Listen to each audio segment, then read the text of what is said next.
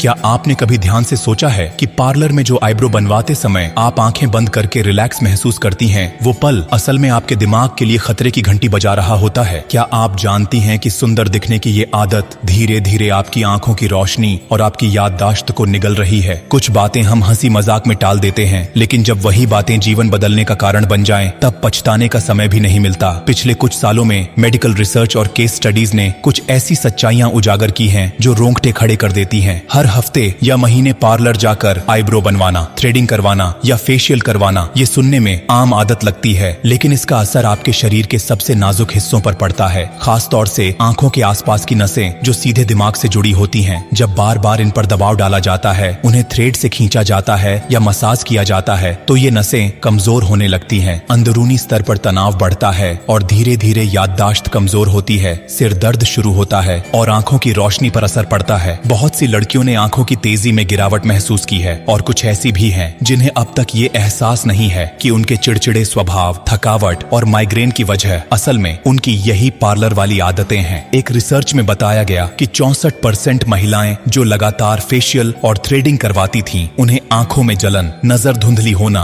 और मस्तिष्क में थकावट की समस्याएं होने लगी थीं। अब सोचिए, क्या ये सब सिर्फ बाहरी खूबसूरती के लिए सही है? क्या सुंदर दिखने की चाहत इतनी बड़ी है कि आप अपनी आंखों की रोशनी, अपनी याददाश्त और मानसिक स्वास्थ्य को दांव पर लगा दें? क्या सिर्फ इसीलिए कि समाज आपको गोल्डन ग्लो वाली कहे, आप खुद को अंदर से खो दें? बहुत बार हम सोचते हैं कि छोटी छोटी आदतों से क्या फर्क पड़ता है, लेकिन जरा ठहर कर सोचो, अगर वही आदतें रोज रोज दोहराई जाएं, तो वही छोटी बात एक दिन बड़ी बीमारी बन जाती है। कुछ चीजें जब तक दिखाई देती हैं, तब तक उनकी कदर नहीं होती, और जब आंखों की रोशनी चली जाए, तब आईब्रो परफेक्ट होना किसी काम का नहीं रह जाता। अब जरा सोचिए, जब किसी की आंखों की रोशनी जाती है, तो वह सबसे पहले क्या मिस करता है? वो चेहरा जो कभी आईने में देखता था, वो मुस्कान जो खुद पर आती थी। क्या हम अपनी ही मुस्कान छीन रहे हैं खुद से? अब ये वीडियो आप देख रही हैं, लेकिन कुछ लिखने का मन नहीं हो रहा है ना? लगेगा क्या ही बोलूं? तो ठीक है, मत बोलिए, लेकिन खुद से पूछिए, क्या ये बात मेरी बहन, मेरी दोस्त, मेरी माँ को पता है? क्या मैं चाहूंगी कि वो भी धीरे धीरे इन आदतों की वजह से बीमार हो जाए? बहुत से लोग सोचते हैं कि जानकारी तो सबको होती है, फिर बताने की क्या जरूरत? लेकिन यही सोच सबसे खतरनाक है। हमें लगता है कि हमारी बहन को सब पता है, हमारी दोस्त सब जानती है, लेकिन जब तक आप किसी को ये वीडियो नहीं भेजते, तब तक आप सिर्फ सोचते हैं, और सोच से किसी की जिंदगी नहीं बचती, सिर्फ एक्शन से बचती है। कभी कभी एक पोस्ट, एक वीडियो, एक जानकारी किसी की जिंदगी बदल सकती है, और हो सकता है आज आपकी ये चुप्पी किसी की जिंदगी बचाने का मौका चूक जाए। बात सिर्फ खुद को सजाने की नहीं है, बात है खुद को बचाने की। ये कोई मेकअप टिप नहीं, ये मेडिकल चेतावनी है। आंखें वो खिड़की हैं जिससे आप दुनिया को देखते हो। क्या आप वाकई उस खिड़की को ही बंद करना चाहती हैं? याद रखो,